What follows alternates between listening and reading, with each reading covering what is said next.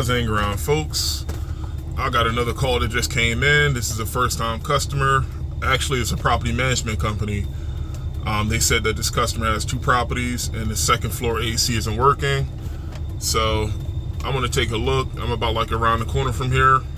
So I'm gonna check it out and we'll see what we got. I'll see you guys when I get there. Peace out. Here, another no AC.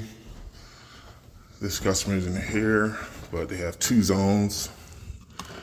And the complaint is that the second floor zone isn't cooling. And right now is a relatively colder morning. It's only about 70 degrees outside. And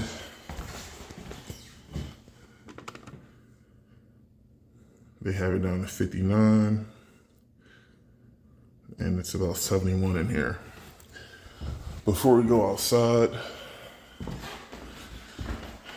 first what I want to do is check my supply temp and see what it's hitting for.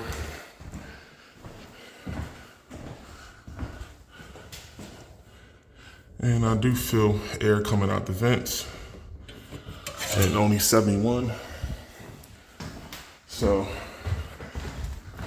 and it looks like we got to pull down ladder. And also, since my vents are higher up, I can tell there's probably a HVAC coil, or there's probably a system up here. Let me put my light on there so I can see.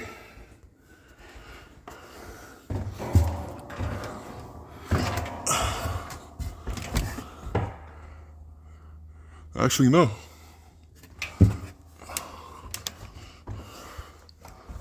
Both units might be downstairs.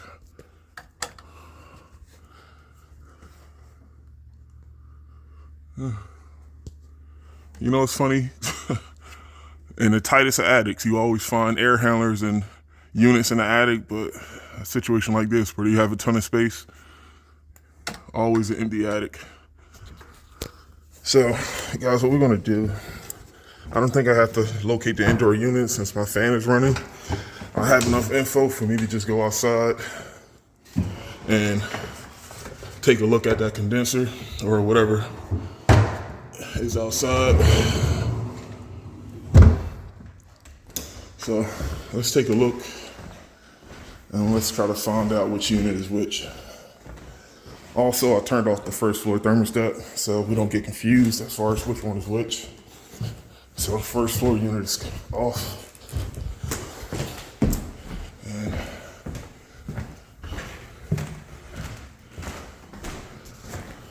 let's see if we can get lucky.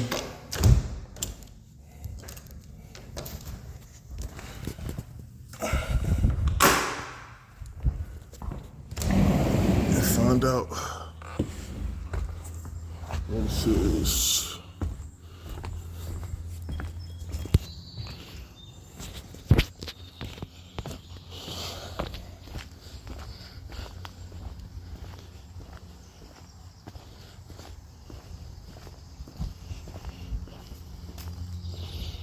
Nope, there's nothing over here, so let's shoot on the other side.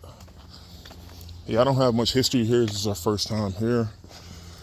Actually, I spoke with the property management person.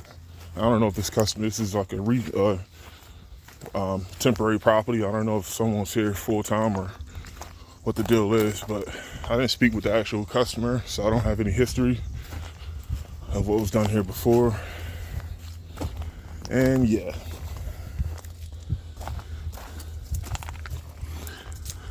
These looks like 2 straight AC units.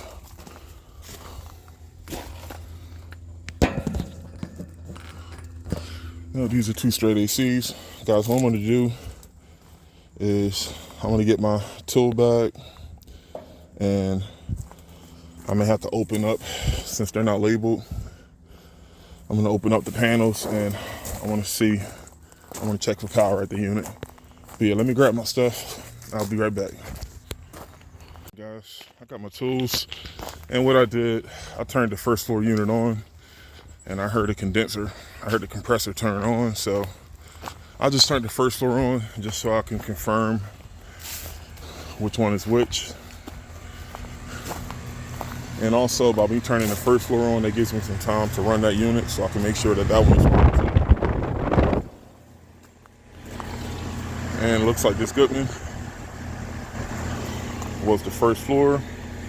And our unit in question is this one here.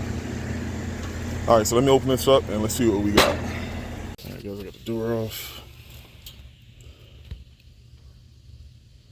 I'm looking at this in real time with you guys, using my phone as my eyes. I don't know if this is an 030. Looks to be a 2.5, 16 SEER, or 14A unit. And guys, I got 240 at my L1 and L2, but this thing has I call this a compressor saver, but this is like a diagnosing module, self-diagnosing module here. And guys, as you can see, my red light is on. And let me try to focus this camera here. And guys, anytime something's not blinking, it's like a steady red light that probably signals that it's a hard lockout. So this unit is probably not going to try to restart again. So first things first, before we reset anything, let's try to figure out what this means. And a solid red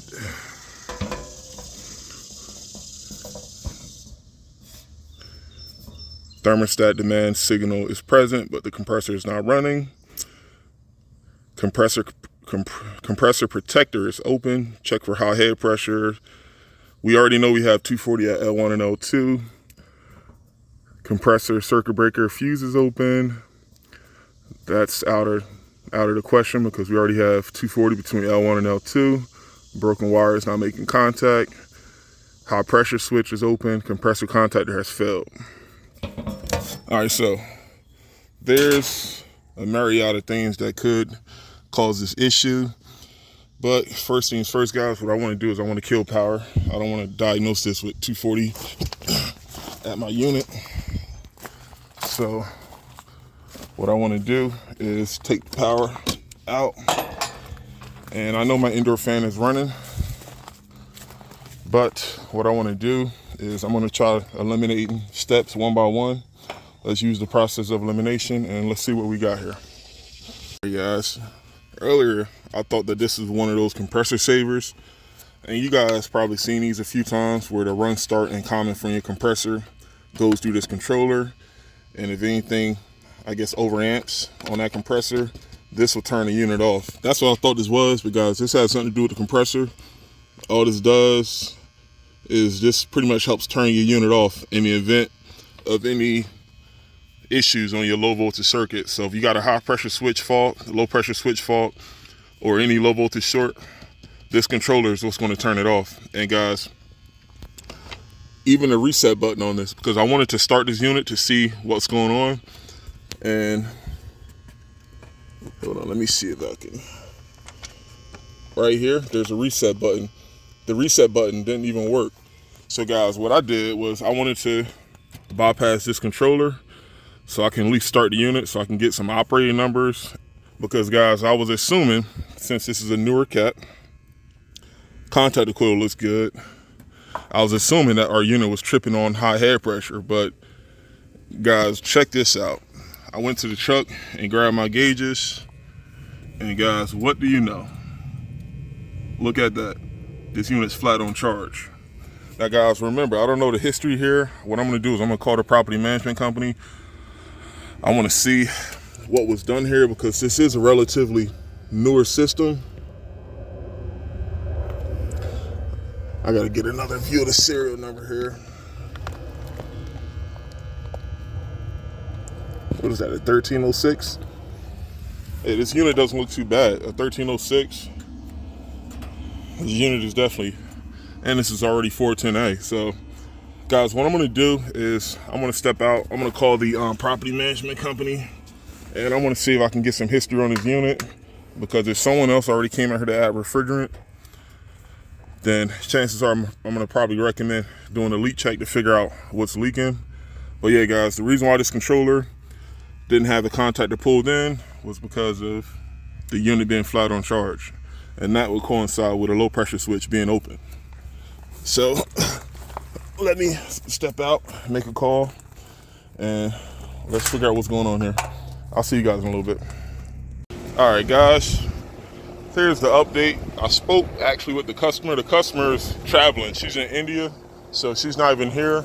I spoke with her, and guys, in a nutshell, this is like a temporary house. They're not like always here. So that's why I spoke with a property management company when I got here, and she told me that she barely used the second floor. Mainly, I guess they have an office downstairs. They use more of the first floor than the second floor, and she didn't really give me much history on the second floor unit. She said that someone did come out here a few years ago to do the maintenance. But guys, what I did was I did explain to her that this unit definitely has a leak, being flat on charge. But I did tell her that this unit is worth doing a leak check on. Unfortunately, guys, she's putting this house on the market, so she told me as long as we can get this thing up and running today, at this point, you know, she'll notate to have whoever moves in here to get, you know, the leak check done or get a service done. Biggest thing we can do, guys, is document what we do. So like I said, I always tell customers refrigerant is not an electrical part. Once the stuff leaks out, you're going to be right back to square one. You can't save it. The only way someone can tell you exactly what's leaking is by doing a leak check. But the customer definitely understood. But like I said, this wasn't like a high usage unit. I think with this unit running today, it's probably going to be worth more to her than having this unit work next year. Because like I said, she told me that she's trying to get this thing on the market and sold as quickly as possible. So like I said, guys, this is no big deal. But most importantly, guys, we added refrigerant like maybe 2 minutes ago. I'm letting this unit run. I didn't go inside yet to check my splits. And once again, this is 410A. We got a 40-degree coil. And guys, the issue is our head pressure, 375, is technically a little high. And guys, remember, it's only about 72, 73 degrees outside right now.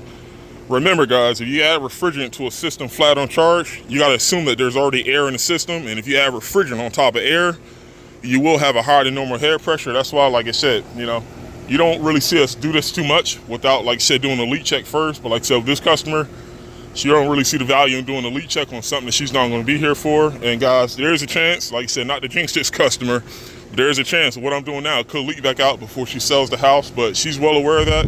And guys, that's why it's best to CYA, cover your ass, and make sure that everything's documented, and make sure you and the customer is on the same page. So, you know, there's no miscommunication. So yeah, 51 degree 51 degree suction line temp. What I'm gonna do is I gotta get my stuff off the top of this first floor unit. I'm gonna put that disconnect in. I'm gonna run both units and then pack all this up. And then I'm gonna go inside and check my supply.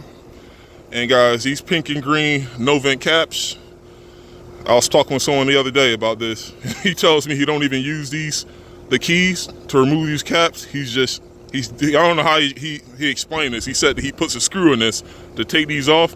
Guys, I understand these pink and green and also the silver caps can be a pain in the ass, but there's only 3 keys you need, technically 2.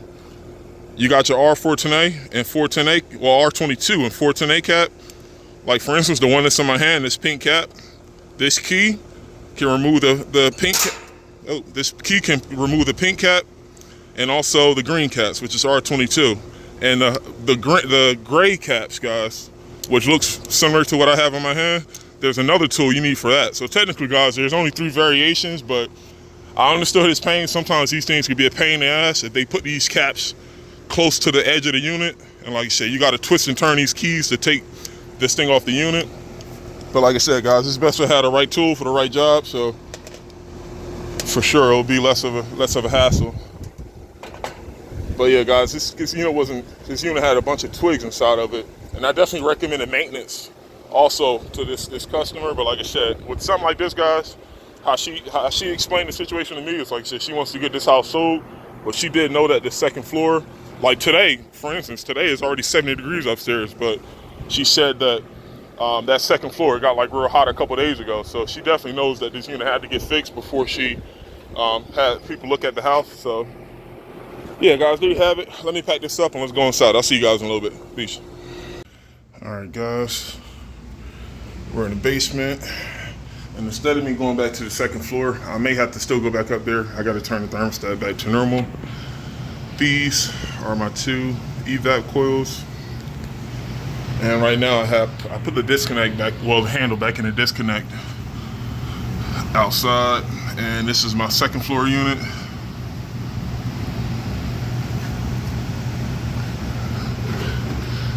Supplies are looking pretty sturdy.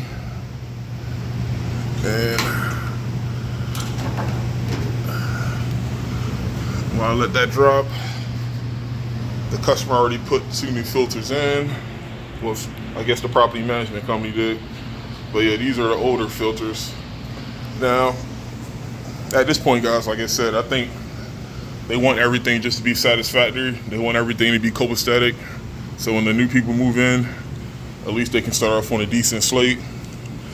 So anytime we go from pleated to 30-day, is usually a reason behind it. Maybe the customer ran out of pleated filters. But yeah, guys, these 30 days, these are okay, but you just have to make sure that you replace those on time before those filters clog up. And 50 degree is where we want it.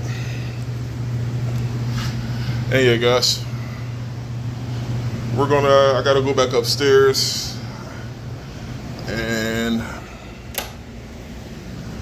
I gotta turn, I think the second floor thermostat, I gotta turn it back up to 70.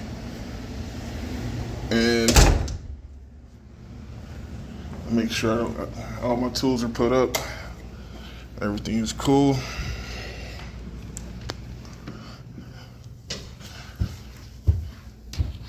And I got another stop that came in like right before I made this portion of the video. I gotta pack up and roll. Turn this to 70.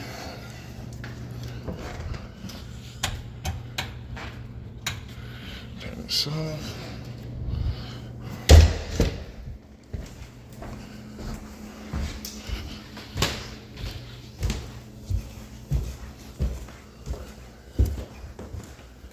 And got a little thermostat stickers here.